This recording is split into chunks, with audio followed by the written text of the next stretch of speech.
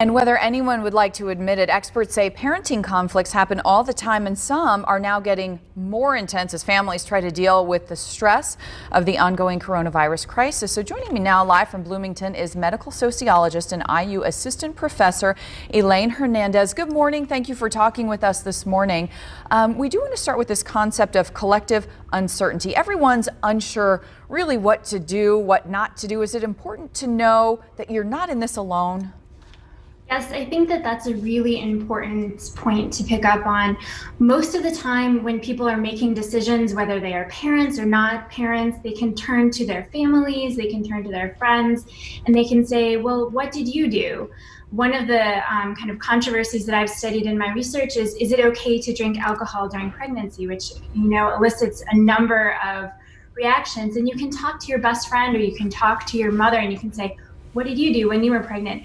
But now, and those events tend to be staggered, but now this is happening collectively and we're facing this collective, my expertise is in medical uncertainty, but really in uncertainty more broadly. And let's talk about restrictions or guidelines. Can this help reduce the pressure on parents? I would assume there's a lot of guilt felt for this or that, or second guessing yourself. And maybe it's okay to say, you know what, we're going to move on and it'll be all right. Yes, and one of the things that we're seeing as well is when you have these guidelines set, when we have the rules at the institutional level.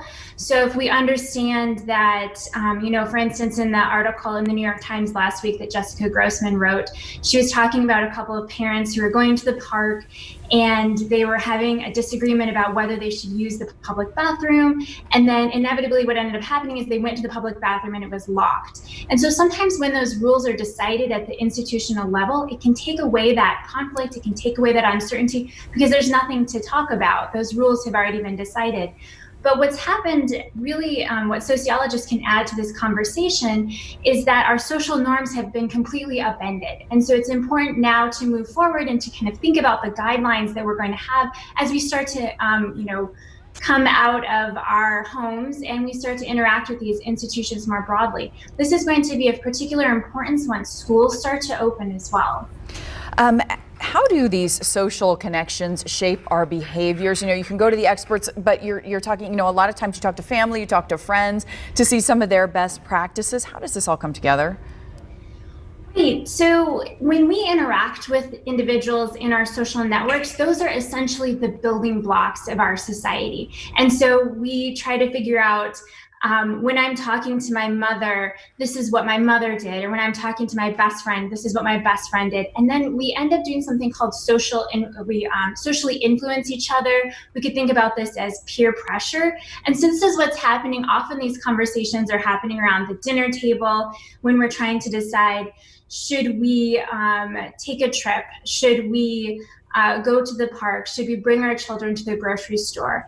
And so it's just important to understand that this is really a collective uncertainty that's occurring right now, but I suspect that over time, these norms are going to settle down. And so I do want to offer reassurance that social norms just take time to change. And we've seen these drastic changes since April, where people, if we just look at mask wearing, right, we have the majority of people in the United States have worn a face mask in some setting in the past 3 months.